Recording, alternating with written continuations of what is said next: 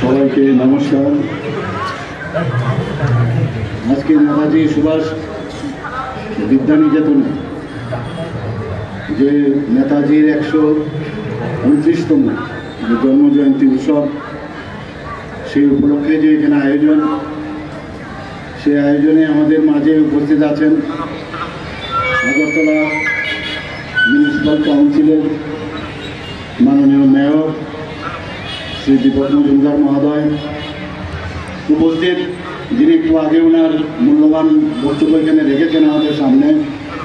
এই স্কুলেরই ছাত্র, বিশিষ্ট ডাক্তার ডক্টর দিলীপ কুমার দাস মহোদয়, ভাইস প্রেসিডেন্ট বিদ্যানিকেতনের যে পরিচালন সমিতি।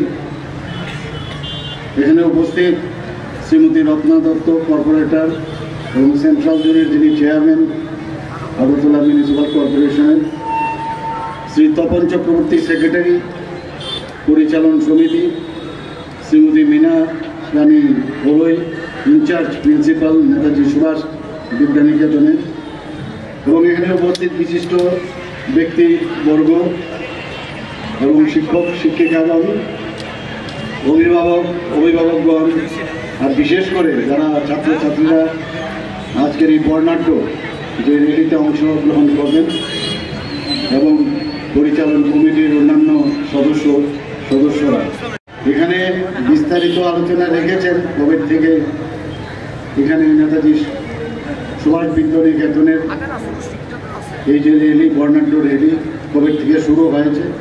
1951 সাল থেকে এটা শুরু হয়েছে, এখনও সেটা ধারাবাহিকতা বজায় রেখেছে। এবং আমরা ছোটোবেলার থেকে আমরা আমি না, শুধু সারা ত্রিপুরাবাসী, আগরতলাবাসী বসে থাকতো এই রিলে দেখার জন্য। আজকেও কিন্তু তার ব্যতিক্রম হবে না আশা করি। এখানে আমাদের সুভাষচন্দ্র বসু ভারতের স্বাধীনতা সংগ্রামের ইতিহাসে যদি স্মরণ করতে হয়, চিরস্মরণীয় যিনি কিংবদন্তি নেতা, যদি আমরা এক কথাই বলি, তিনি হচ্ছেন আমাদের সুভাষচন্দ্র বসু। এবং এইরকম একজন উজ্জ্বল এবং মহান চরিত্রের ভারতের স্বাধীন আন্দোলনে আমরা কিন্তু খুব কমই দেখতে পাই।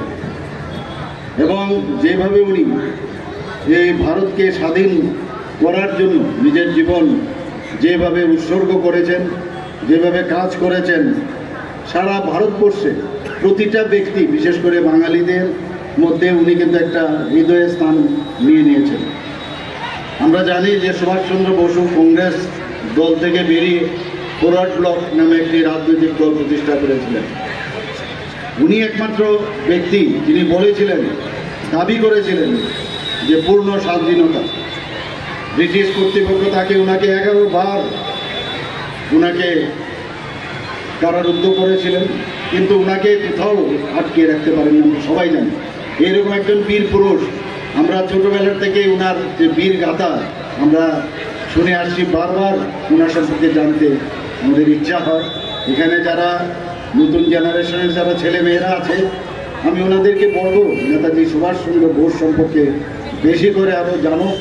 এবং আমরা এই ভারতবর্ষকে মাননীয় প্রধানমন্ত্রী নরেন্দ্র মোদীজি যেভাবে ভারতকে সামনের দিকে এগিয়ে নিয়ে যাওয়ার চেষ্টা করছেন, তবেই সম্ভব হবে এরকম একজন বীর নেতা সম্পর্কে যদি আমরা বেশি করে জানি। ওনার যে চির অমর উক্তি আমাদের এখনও সবাই প্রতিটা ঘরে ঘরে আমরা এখনও মনে করি এবং মনে রাখি, সেটা হচ্ছে, তোমরা আমাকে রক্ত দাও, আমি তোমাদের স্বাধীনতা দেব। এখনও কিন্তু সেটা আমরা বারবার, এটা চিরস্মরণীয় হয়ে থাকে আমাদের মনে। দ্বিতীয় বিশ্বযুদ্ধ যখন ঘোষিত হওয়ার পরে যখন দেখলো যে ব্রিটিশদের একটা দুর্বলতার জায়গা আছে, তখন উনি সোভিয়েত ইউনিয়ন, জার্মান এবং জাপানে উনি ভারত থেকে তিনি সেখানে চলে যান, সে বিষয়ে আমাদের জানা আছে। এবং মেইন উদ্দেশ্য কী ছিল, যে এই সুযোগকে সদ্ব্যবহার করে যদি ব্রিটিশকে ভারত থেকে তাড়িয়ে দেওয়া যায়, ওদের বিরুদ্ধে যদি আমরা যুদ্ধ ঘোষণা করি, তবে সেটা সম্ভব হবে। এবং জাপানিদের সহযোগিতায় উনি আজাদ হিন্দ ফৌজ পুনর্গঠন করেন এবং সেখানে মূলত যারা যুদ্ধবন্দী ছিল ভারতীয়, সেই সব জায়গার মধ্যে সমস্ত সাউথ ইস্ট এশিয়া, সিঙ্গাপুর সহ সমস্ত জায়গায় যারা কর্মরত ছিলেন তাদেরকে নিয়ে এই আজাদ হিন্দ ফৌজ উনি তৈরি করেন। বলতে গেলে ভারতের প্রথম যে সরকার, বলতে গেলে উনার নেতৃত্বে, উনার মানে প্রধান হিসাবে এই আজাদ হিন্দ সরকার সেখানে গঠিত হয়েছিল। জাপানের আর্থিক, রাজনৈতিক এবং কূটনৈতিক এবং সামরিক যে সহযোগিতা, সেটা নিয়ে উনি আজাদ হিন্দ সরকার প্রতিষ্ঠিত করেছিলেন। আজাদ হিন্দ ফৌজের যে নেতৃত্ব, সেটা দিয়ে আমরা সবাই জানি যে ইম্ফল পর্যন্ত উনি চলে এসেছিলেন। এবং আমরা জানি কংগ্রেস কমিটি যেখানে ভারতের ডোমিনিয়ন স্ট্যাটাসের পক্ষে মত প্রদান করেন, সেখানে সুভাষচন্দ্র প্রথমেই বলেছিলেন যে না, ভারতের পূর্ণ স্বাধীনতা সেটা আমাদের দাবি, সেটা রাখতে হবে। এবং শেষ পর্যন্ত লাহোর যে কংগ্রেসের যে ঐতিহাসিক লাহোর অধিবেশন, সেখানে বাধ্য হয়ে কংগ্রেস পূর্ণ স্বরাজ মতবাদ গ্রহণ করতে বাধ্য হয়। কিন্তু দুঃখের বিষয়, যখন জাপানে আমাদের এই নেতাজি সুভাষচন্দ্র বসু জাপানের সহযোগিতায় ভারতে এই ব্রিটিশকে উৎখাত করার জন্য চেষ্টা করছিলেন, কিছু আমরা জানি আমাদের কিছু নেতা এবং কিছু পার্টির লোক, তাদের বলার নামটা আমি এখানে নাই নিলাম, ওনাকে বলা হয়েছে তেজর কুকুর। এই কথা আমরা সবাই জানি। আজকে নেতাজি সুভাষচন্দ্র বসু একজন, আমরা দেখতাম সবসময় যে আকর্ষণ একজন যোদ্ধা।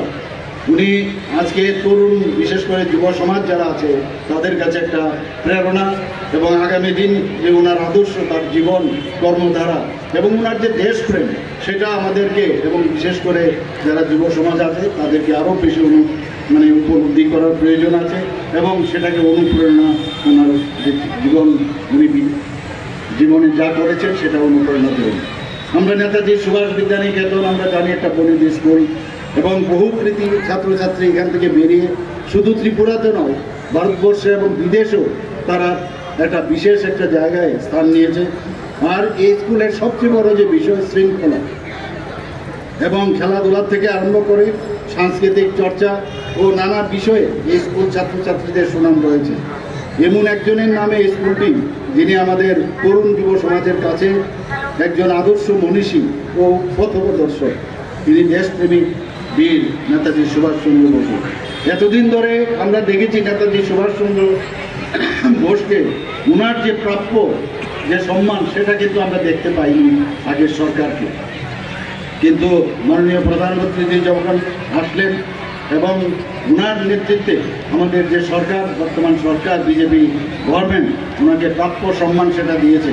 আমরা সবাই জানি যে grand canopy at the Indian get in the national capital in September 2022 সেটা মোদিজি ইনগুরেট করেছিলেন। শুধু তাই নয়, আমরা এটাও জানি যে নেতাজি সুভাষচন্দ্র বসু আন্দামান এবং নিকোবরে, সেখানেও ভার্চুয়ালি উনি সেটা উদ্বোধন করেছিলেন।